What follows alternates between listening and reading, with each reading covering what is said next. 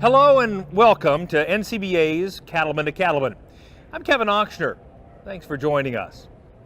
Beef cattle producers understand the importance of keeping cattle healthy, and a herd health program is an essential part of any farm or ranch management program. A good year-round program can improve the efficiency and profitability of your operation. So today, we're going to focus on this important issue and talk about some of the tactics and products producers can use to help ensure healthy, productive cattle.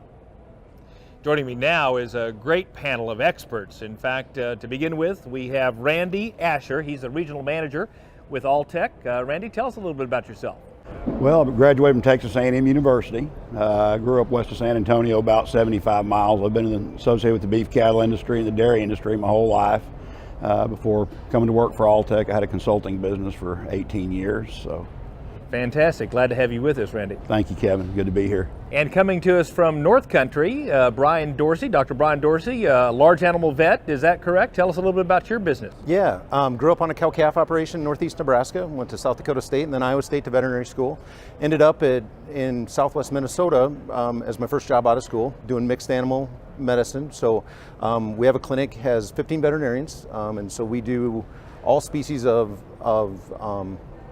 livestock production, and so we have been in Worthington for the last 13 years. And rounding out our panel, we have Dr. Matt Hersom from the University of Florida.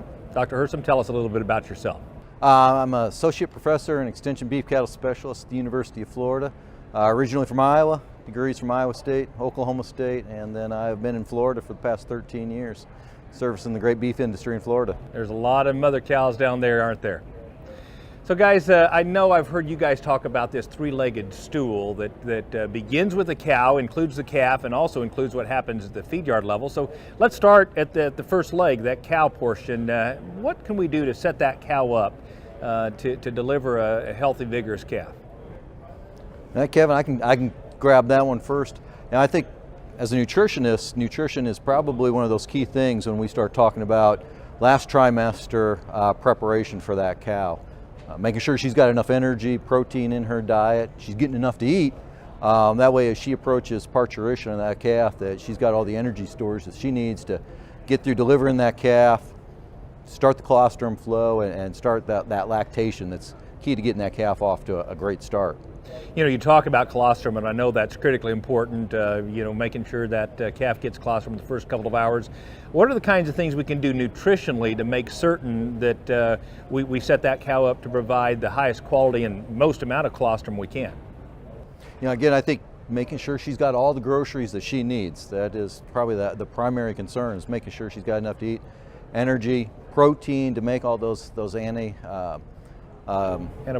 antibodies, and then mineral nutrition is a key component of making sure she's got good and high quality colostrum to deliver to that calf during that first 24-hour period.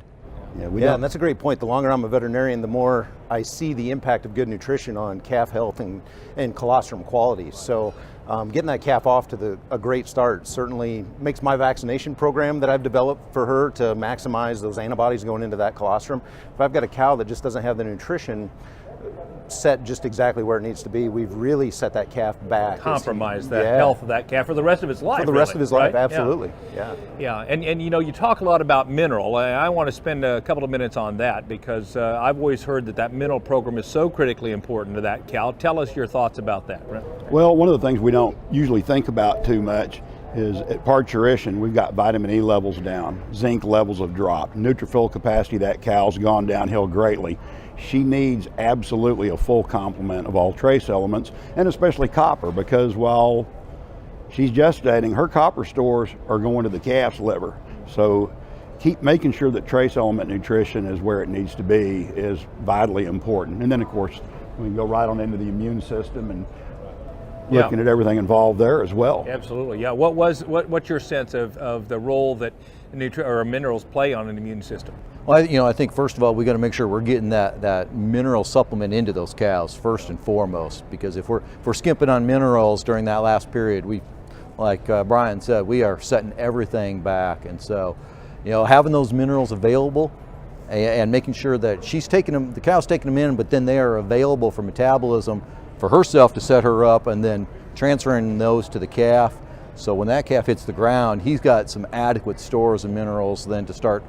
All his physiological processes are absolutely important. Go ahead. That's interesting, because when I'm out troubleshooting a scours problem or an ammonia problem on some farms, you'd be surprised how many mineral deficient calves we're dealing with. And then as we start to go back and address that mineral deficiency that we got to get back to the cow, man, our health really comes on, and it really makes a big difference for those guys. That's really helpful. Let's talk about, so go ahead. Well, I was just make a comment on colostrum quality too. Using something like biomoss to improve IgG levels in that colostrum, and making sure we've got a full complement of immunoglobulins that we need in that colostrum is vitally important as well. So between minerals and looking at colostrum quality and overall health, I think we can get a lot more accomplished sometimes than we think we can.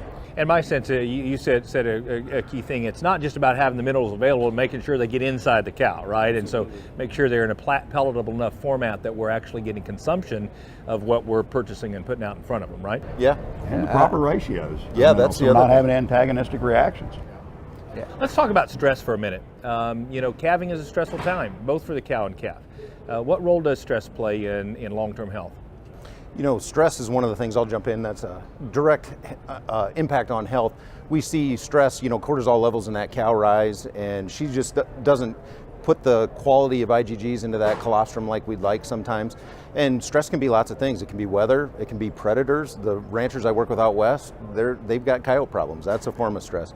In our farms in Iowa, weather and mud can be a stress. So we see some seasonal stress. And so anything we can do to minimize that certainly reduces the chance that our cow will pass something pathogenic onto our calf and have problems. So Yeah, I look at stress as almost a tax on the system with no return. That it's just dealing with stress is just sucking nutrients up either from the cow or in the calf, and those nutrients then aren't available to go for growth, and that's really what we're after. And the calf, once it hits the ground, is hit the ground running, start growing, because we need an adequate weight per day of age on that calf before weaning, and those first 30 days are critical to establishing that. Yeah, I've been in some presentations that suggest in your first 56, 60 days of life, we want that calf to double in weight. We want that calf to get off on a really solid start from a growth standpoint, consumption standpoint. So stress is critically important. Do you have any thoughts about how we can minimize stress? I think planning the work and working the plan is kind of what my advice to my producers on the farms is let's plan for the worst case scenario. So let's put up some extra bedding. So let's scatter those cows out, when we need to, when we have the opportunity to. Let's bring them in and make sure that our barns are clean, our calving pens are clean, so that we're not putting more undue stress on them by poor planning on our part. So you've mentioned several things there, and my first mind goes to scours. I mean, when you have baby calves, typically you have scours at some level, hopefully not a big one, but what are some things we can do from a management and nutrition standpoint to reduce scours in those young calves? Randy? Well, bedding, Brian made a great point. Clean bedding, absolutely a must if you're in a confined area.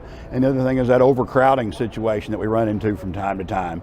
So, from a management standpoint, those are great. And from a nutritional standpoint, like these guys said, great mineral program, and maybe the use of something that will stimulate the immune system like biomoss would, and grab those gram-negative pathogens. You bet. Yeah, go ahead. we've had great success using biomass in our cow mineral, pre-calving cow mineral, just so that to reduce the exposure from that vertical exposure from that cow to that calf. And so those tools are out there and placed appropriately. They make great strides in reducing scours.